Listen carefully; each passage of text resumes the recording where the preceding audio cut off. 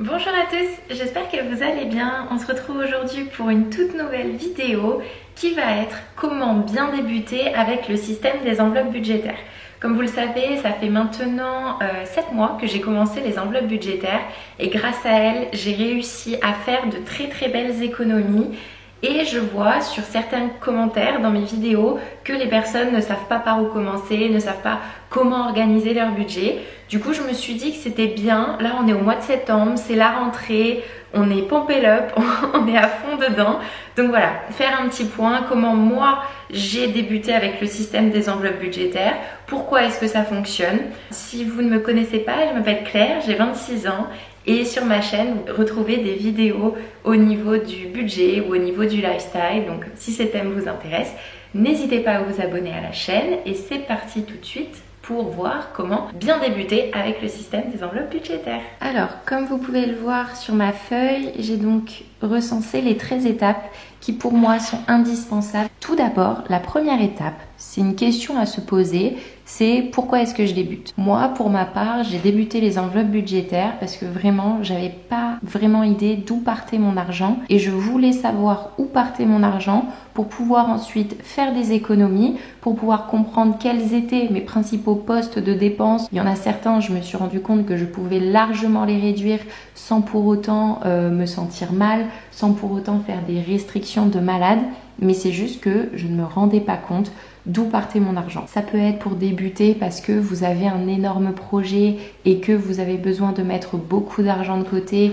et que juste garder de l'argent sur un compte en banque, vous y arrivez pas. Enfin voilà, se poser la question de pourquoi est-ce qu'on veut débuter, c'est hyper important parce que ça va vous aider au niveau de votre fil conducteur pour les 13 autres prochaines étapes. Ensuite, le point numéro 2, c'est de se définir un objectif principal ou majeur. Cet objectif-là, coûte que coûte, tous les mois, vous devez le respecter. C'est tout. C'est comme ça. Les autres et tout, on s'en fiche. Vous devez respecter votre objectif principal. Est-ce que c'est rembourser une dette? Est-ce que c'est épargner pour justement acheter quelque chose? Cet objectif, vous ne pouvez pas le renier. Vous ne pouvez pas y toucher tous les mois. C'est tous les mois, vous avez décidé telle chose, vous le faites. C'est tout. C'est aussi celui que vous allez voir grandir le plus vite et c'est celui qui va vous aider à tenir au fur et à mesure des mois. C'est hyper important. Ensuite, point numéro 3 pour moi, c'est avoir une idée de ses besoins mensuels. Je dis ça, par exemple, je parlais avec une copine qui est hyper dépensière au niveau des vêtements et tout. Elle me dit non mais moi Claire, j'ai besoin de 200 € par mois pour aller faire mon shopping. Et je lui dis est-ce que tu as vraiment besoin de 200 € par mois ou est-ce que c'est certains mois tu vas dépenser 200 €? Quand je parle avec les gens aussi, c'est non mais moi j'ai que 100 € par mois de courses. T'es sûr que t'as vraiment que 100 € par mois? Donc voilà, c'est à peu près faire une idée de ses besoins, c'est-à-dire au niveau de l'essence, combien vous pensez que vous avez besoin, au niveau de la nourriture, au niveau du shopping, au niveau de... Voilà, vous faites le point de vos besoins avant d'étudier votre compte. Parce que souvent on étudie notre compte et après, non. Notre compte, il reflète aussi des pulsions, il reflète aussi des envies et c'est pas forcément ce qu'on aimerait des fois. Donc c'est pour ça que c'est bien d'abord de se poser, juste ne pas avoir son compte en banque en tête, se dire pour moi, je pense qu'au niveau des courses, j'ai besoin de temps. Pour moi, je pense que voilà. Et ça, c'est hyper important pour justement passer aux autres étapes sans être frustré et sans se dire ah ouais non mais là au niveau du shopping, je pensais que j'avais besoin de 200 € par mois. Et en fait, non, j'ai besoin que de 100 € parce que tous les mois, je fais pas du shopping. Et si je mets 100 € tous les mois, c'est bon en fait. C'est pour ça. Faites le point avant. Ensuite, au niveau du point 4, analysez son compte sur les 3 derniers mois. Ça, c'est votre point de départ. Vous allez reprendre tous vos comptes bancaires, vous allez reprendre les tickets de caisse. Il faut faire une analyse assez poussée d'où part votre argent. C'est hyper important parce que si vous ne savez pas où part votre argent, vous ne pourrez jamais définir des enveloppes et des budgets. C'est impossible. Vous ne saurez pas les dépenses fixes que vous avez tous les mois et qui ne peuvent pas bouger. Dans tous les cas, vont tomber tous les mois. Voilà, c'est très long. Moi, j'ai mis, je pense bien 1h30. Je m'étais fait un fichier Excel. À chaque fois, en fait, j'avais défini des catégories sur Excel et à chaque fois que j'avais une nouvelle dépense, je l'associe à une catégorie et ensuite mon fichier m'a permis de voir. Ça m'a vraiment aidé et croyez-moi que j'ai été choquée. Enfin moi, mon poste principal de dépense et qui m'agaçait, c'était clairement au niveau des sorties où je faisais n'importe quoi et je me disais en fait j'arrive pas à mettre de côté, Ouais non mais Claire, c'est normal, tu sors, tu fais n'importe quoi. Et aussi au niveau de mon essence, et c'est d'ailleurs pour ça aussi que j'ai changé de travail, c'est parce que quand je me suis rendu compte que j'en avais pour plus de 200 € par mois d'essence, je me suis dit wow, en vrai sur un salaire, ça veut dire que si je pouvais aller au travail à vélo et tout, j'aurais 200 € de plus tous les mois. Donc en fait, j'ai mon travail, mais il me coûte déjà, juste pour aller travailler, 200 € par mois. C'est énorme en fait. Ça fait aussi se remettre en question sur tout ça. Et je parle de l'essence, mais je parle pas de l'entretien de la voiture et tout ça, où là aussi, c'est un sacré poste de dépense. Ensuite, il faut lister ses sorties automatiques d'argent et ses sources de revenus. Alors, les sources de revenus, pour des personnes, ça va uniquement être son salaire. Pour d'autres, vous pouvez avoir des aides comme la CAF, comme les APL, comme la prime d'activité, ou alors comme moi je donne des cours particuliers, j'ai des demi-pensions sur ma jument. Voilà, c'est hyper important d'avoir la somme qui rentre tous les mois sur votre compte. Même si ça ne tombe pas au même moment, c'est pas grave. Nous, on fait un bilan sur un mois. Si jamais vous êtes payé le 15 du mois, c'est pas grave, vous décalez vos enveloppes budgétaires au 15 du mois. En fait, il faut vraiment que le système s'adapte à votre mode de vie. Et nous, ce qu'il faut faire, c'est un global sur 31 jours. Parce que normalement, pour une personne qui travaille, tous les 31 jours, tous les 30 jours, elle est payée. Donc le budget doit tenir pour 30 jours. C'est pour ça aussi qu'il est important de bien lister ses sorties automatiques d'argent. Parce que ces sorties-là, dans tous les cas, vous ne pourrez pas les toucher. Ces sorties-là, c'est le remboursement d'un crédit, c'est un loyer, c'est une assurance, c'est une mutuelle, c'est un abonnement. Tous les mois, vous êtes prélevé. Vous ne le voyez même pas, vous ne le voyez même plus parce qu'en fait, c'est directement prélevé sur votre compte. C'est pas quelque chose que vous payez. Quand on paye quelque chose, on se rend compte de ce qu'on fait. Quand on est directement débité, on ne s'en rend pas compte. Et c'est là où ça fait très très bizarre, et je sais que ça fait très très bizarre. Quand j'avais mon crédit étudiant, j'étais là, je touchais ma prime de stage ou voilà.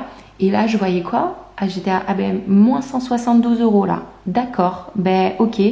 Si j'allais, croyez-moi, en magasin et que je devais payer 172 €, je ferais pas la même tête. Clairement, je serais là, je bégayerais.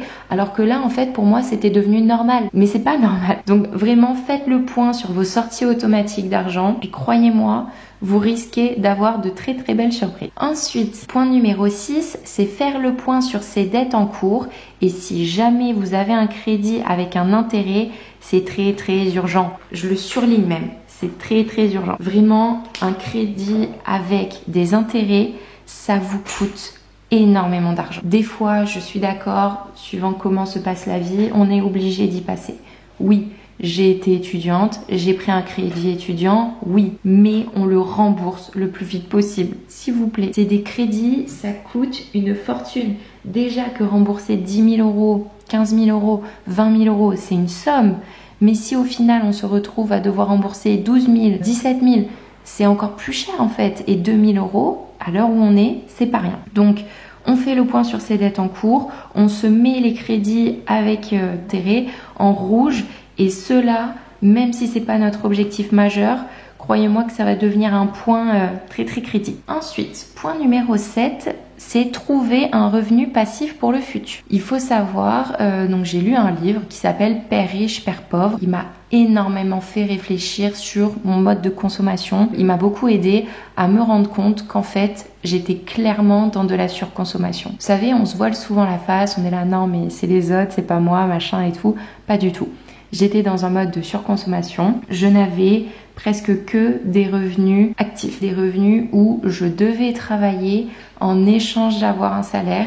Et cet argent-là, je le dépensais dans des choses futiles, etc. Non. Il est important de se trouver un revenu passif pour le futur. Pourquoi? Parce que ce revenu passif, quand vous ne pourrez plus travailler, il continuera à vous générer de l'argent. Un revenu passif, c'est par exemple l'achat d'un bien immobilier pour ensuite le mettre en location. Ça, le jour où vous arrêtez de travailler, du moment qu'il y a un locataire dedans, vous continuerez de toucher de l'argent. Ça peut être investir de l'argent en bourse. Avec les dividendes, tous les mois, vous recevrez une certaine somme. Comme vous savez, moi, j'ai choisi l'immobilier. Je connais pas assez la bourse et c'est pas un domaine qui m'intéresse. J'avais aussi mis à l'époque un petit peu d'argent au niveau de la crypto-monnaie. Bon, ça s'est craché, ça s'est cassé la figure, on va dire, hein. Mais voilà, on essaye de se trouver un revenu passif et tous les mois, dans notre budget, je trouve que c'est hyper important de mettre un petit peu d'argent à l'intérieur. Même si c'est pas votre truc prioritaire. Moi, je vois à l'époque où j'avais aussi la crypto, je mettais 20 € par mois. Franchement, 20 € par mois, on arrive très facilement à se les sortir. Ensuite, point numéro 8, définir ses catégories de dépenses pour pouvoir attribuer son budget. Là, ça va être tout simplement de définir, voilà, j'ai une catégorie de dépenses alimentation, j'ai une catégorie de dépenses essence, catégorie de dépenses enfants si vous en avez, cheval, sport, multimédia, toutes les catégories de dépenses possibles et inimaginables que vous avez tous les mois. Bon, il y a certaines catégories qui peuvent se regrouper, hein, bien sûr, mais on essaye, on les liste sur une feuille et voilà. Ensuite, définir le mode de paiement pour chacun des budgets. Au maximum en liquide. Pourquoi? Parce que du moment que vous avez de l'argent liquide, croyez-moi qu'avoir 500 € sur une carte bancaire et la passer ou sortir 10 billets de 50 €, ça fait vraiment, mais vraiment pas la même sensation. Avoir l'argent liquide, sentir cet argent, ça nous fait nous rendre compte de sa vraie valeur. Maintenant, tout est tellement automatisé qu'on ne se rend plus compte de la valeur de l'argent et c'est très très dommage, vraiment. Maintenant, attention, ne vous voilez pas la face, il y a certaines dépenses que vous allez continuer à garder sur votre compte bancaire. Moi, c'est mon cas. Le premier mois, j'ai essayé, ça a été un gros échec. Au niveau de mes courses, j'avais tout mis en liquide. Je m'étais dit, allez, je me lance à fond là-dedans et tout. Au final, énorme erreur. Énorme erreur, pourquoi? Parce que au niveau de mon organisation de ma vie quotidienne, c'était un enfer. J'avais clairement pas le temps d'aller faire les courses les soirs. Vous savez, je suis une grande adepte du drive, vraiment très grande adepte du drive. Pour moi, je perdais énormément de temps à aller faire les courses et tout. Au niveau de mon essence aussi, j'avais mis du liquide. Sauf que quand je vais à la station essence, moi je paye en carte, je gagne vachement de temps et puis voilà. Donc ne vous voilez pas la face. Il y a certaines dépenses que vous allez garder sur votre carte bancaire et il n'y a pas de souci. C'est pas grave. On fait au maximum en liquide, mais on peut garder des dépenses sur sa carte bancaire. Ensuite, point numéro 10, créer sa fiche de suivi ou un fichier Excel pour aider à la répartition. Comme je vous disais, moi, au niveau de mes 3 derniers mois, j'avais déjà créé un fichier Excel et comme vous pouvez le voir tous les mois, moi, je définis mon budget à partir d'une feuille que je complète. Bon, je vous laisse aller voir toutes mes anciennes vidéos pour voir comment sont faites mes feuilles de budget. Vous avez même pas besoin d'imprimante, pas besoin de tout ça, pas du tout. Juste, voilà, vous faites vos revenus, vos sorties automatiques d'argent, vos dettes en cours, vos épargnes et ensuite vos enveloppes. Si vous avez un Excel et que vous n'êtes pas très à l'aise avec les calculs, Excel va tout calculer pour vous et c'est exactement la même chose. Maintenant, si vous êtes comme moi je préfère vraiment le format papier, donc j'utilise une feuille de suivi. Ensuite, point numéro 11, compléter avec ses revenus, ses sorties automatiques, ses dettes, son épargne et ses enveloppes. Bon comme je viens de vous dire, vraiment lister absolument tout. Même si vous avez 25 lignes de sorties automatiques d'argent, faites-moi 25 lignes. Il faut vraiment que vous preniez conscience d'où part votre argent au niveau des sorties automatiques. C'est hyper important. Ensuite, point numéro 12, et ça, c'est le point le plus satisfaisant, je trouve, c'est tout simplement remplir ses enveloppes budgétaires.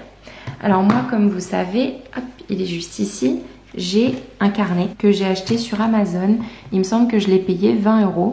Où à l'intérieur, du coup, je vois directement mon argent, tout est hyper bien trié et tout. Bon, ça a été une dépense, je me suis fait plaisir, donc franchement, il me sert beaucoup. Je pense que je vais jamais en changer, clairement, ou j'en changerai dans 10-15 ans, j'en sais rien. Sinon, vous avez tout simplement l'option enveloppe. Et si jamais l'option enveloppe, vous n'avez pas d'enveloppe chez vous, vous mettez, je sais pas, dans une pochette transparente ou entre 2 feuilles. Le plus important, c'est d'avoir de quoi noter sur l'enveloppe le thème de l'argent qu'il y a à l'intérieur de l'enveloppe, donc si c'est alimentation, machin et tout, et de pouvoir tous les mois avoir une petite feuille. Moi, c'était livré avec, vous voyez, mais une petite feuille de budget où on peut voir l'argent qu'on met tous les mois à l'intérieur de l'enveloppe. Alors, je sais qu'il y en a qui font le bilan à la fin et qui en fait tous les mois vident absolument toutes leurs enveloppes et répartissent l'argent. Moi, j'ai décidé que mes enveloppes budgétaires, c'était des enveloppes d'épargne entre guillemets, dans le sens où l'argent qui est mis à l'intérieur d'une enveloppe, il ne sert que pour l'enveloppe. Je ne veux pas par la suite le redistribuer pour le mettre avec. Moi, je ne fais pas tout ce qui est challenge des 5 €, des choses comme ça, tout simplement parce que mes enveloppes sont déjà des enveloppes d'épargne. Je me fais plaisir. Mon but n'est pas de faire des économies à outrance, mais de bien vivre et d'avoir un petit peu d'argent de côté. Et ensuite, point numéro 13, c'est de faire son bilan de fin du mois. Et ce point-là, il est aussi hyper important, notamment si vous avez des rentrées d'argent variables ou des sorties automatiques variables, parce que des fois, même si on a tout défini sur son budget, même si on est sûr de soi, à la fin du mois, il reste pas la bonne somme sur le compte et on se dit « Oh, qu'est-ce qui s'est passé ?» Et donc là, on fait le bilan de fin du mois, on essaye de comprendre pourquoi. Le mois d'après, on essaye de se corriger, on essaye de faire mieux. Et puis voilà quoi. Donc voilà, je vous ai fait pour moi mon petit top 13 des choses à faire pour pouvoir bien débuter avec le système des enveloppes budgétaires. Si vous avez d'autres points pour aider les personnes, n'hésitez pas à le dire dans les commentaires. C'est toujours utile d'avoir aussi le retour d'autres personnes qui utilisent ce système. Bon ben voilà, j'espère que cette vidéo vous a plu. Si c'est le cas, n'hésitez pas à me mettre un petit pouce bleu pour soutenir la chaîne. Et puis ben voilà, je vous dis à très bientôt pour une prochaine vidéo. Et en attendant, je vous souhaite une très bonne journée. Salut!